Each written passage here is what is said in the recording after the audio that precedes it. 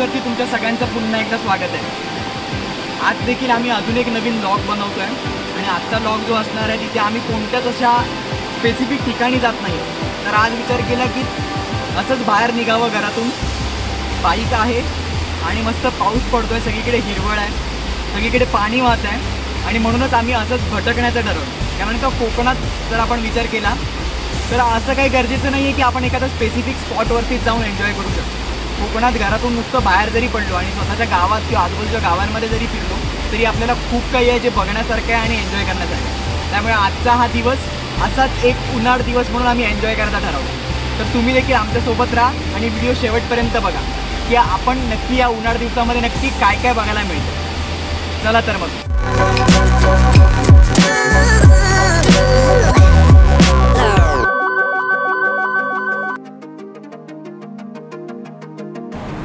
रोजच्यापेक्षा वेगळे काहीतरी शिकवतो असा दिवस, नेहमीच्या व्यस्त जीवनातून वेगळेपणा दाखवतो असा एक दिवस, न ठरवलेल्या ठिकाणांवर घेऊन जाईल असा दिवस, भटक्यांना नवी दिशा दाखवेल असा आगळा वेगळा एक उन्हाळ दिवस। बाईकने बाहेर पडल्यानंतर आम्ही काहीच ठरवले नव्हते, नक्की कुठे जायचे आहे, काय करायचे आहे। डोक्यात फक्त एवढेच होते ते म्हणजे आज काहीच ठरवून करायचे नाहीये। गर्द झाडीतून जाणारा खूप मस्त रस्ता आणि अधेमध्ये रिमझिमणारा पाऊस, खरंच कोकणात बाईकने फिरण्याची मज्जा काही औरच। असेच रस्त्याने जाता जाता एका मंदिराची पाटी दिसली आणि मग काय, उन्हाळ दिवसातले पहिले ठिकाण आम्हाला सापडले।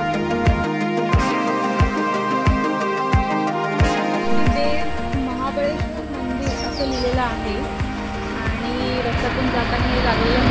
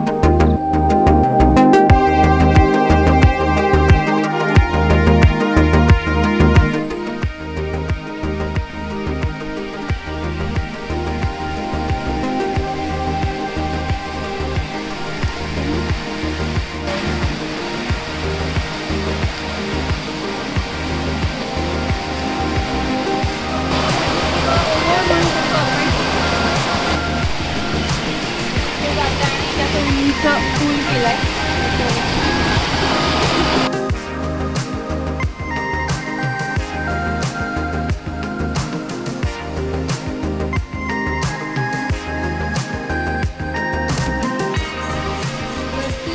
जेव्हा मी बोर्ड बघितला तेव्हा माहिती नव्हतं की मंदिर किती नक्की लांब असेल, पण थोडंसं अंतर पायऱ्यांवरून खाली चालून आल्यावरती मंदिराबद्दलही काही अजिबात कल्पना नव्हती, पण बघून खूप छान वाटतंय। छोटंसं आहे, आजूबाजूचा परिसर, वातावरण, छोटंसं नदी किंवा ओहोळ आहे ते बाजूला, प्रसन्न वाटतंय। खाली पोचता क्षणी नजरेस पडले ते एक छोटेसे मंदिर, दिसायला एकदम साधेच, म्हणजे वर नुसते सिमेंटचे पत्रे टाकलेले, पण मंदिर आणि तिथली शांतता मन प्रसन्न करणारी आहे। मला वाटतं मंदिरांमध्ये जेव्हा आपण जातो तेव्हा याच शांततेची आणि प्रसन्नतेची अपेक्षा ठेवून आपण जातो। पुढे जाण्यास परवानगी नाही आहे, आपण इथूनच पाया पडू।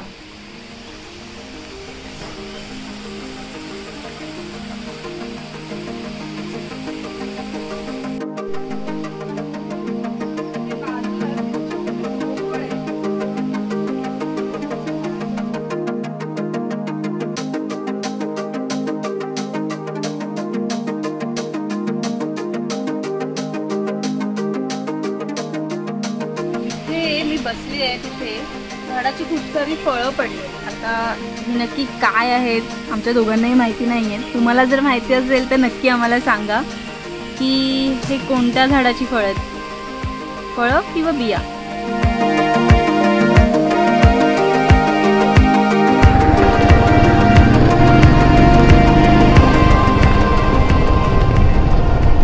फायनली आम्ही मंदिरातून निघालेलो आहोत आणि पाऊस येण्याचे चान्सेस दिसतात.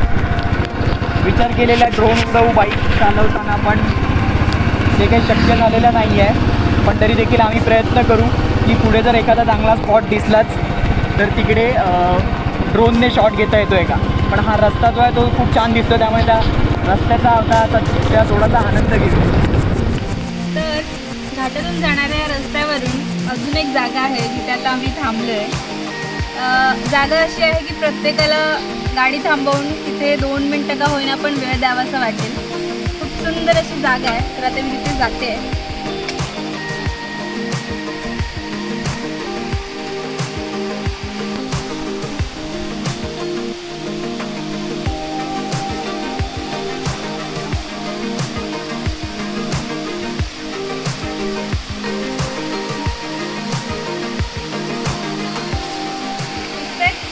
रस्त्याला लागूनच 3 ते 4 धबधब्याचे छोटे छोटे प्रवाह झालेत आणि एक सुंदर रस्त्यातून जाताना काय म्हणतो आपण वातावरण. आणि तुम्ही हे बघू शकता या नागमोडी वळणावरच बरोबर 3 ते 4 झरे आहेत जे निष्फळ वाहत आहेत आणि खूप मस्त वाटतं आहे. म्हणजे असं वातावरण आहे आणि असं वाटतं की कोणतीही गाडी इथून पास होत असेल किंवा कोणी इथून जात असेल 2 मिनटं का होईना ते वेळ द्यावा अशी ही जागा आहे. त्यामुळे आता मी जाते.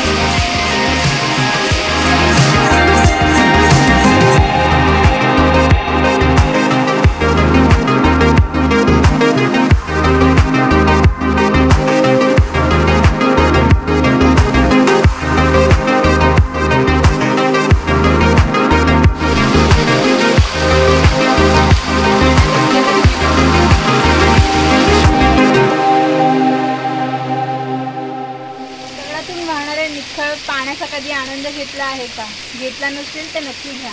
हे बघून बऱ्याचशा ट्रेकर्सना आठवण झाली असेल, कारण त्यांनी याचा अनुभव नक्की घेतला असेल. आणि सांगायची दुसरी गोष्ट म्हणजे हे खरं मिनरल वॉटर. हे जे बॉटल्स टाकून गेले आणि ज्या बॉटल्स आहेत ते नव्हे, आणि हे जे टाकून गेले त्यांना हाच संदेश की जेव्हा तुम्ही अशा नैसर्गिक ठिकाणी जाल तेव्हा प्लीज त्या निसर्गाची हानी करू नका.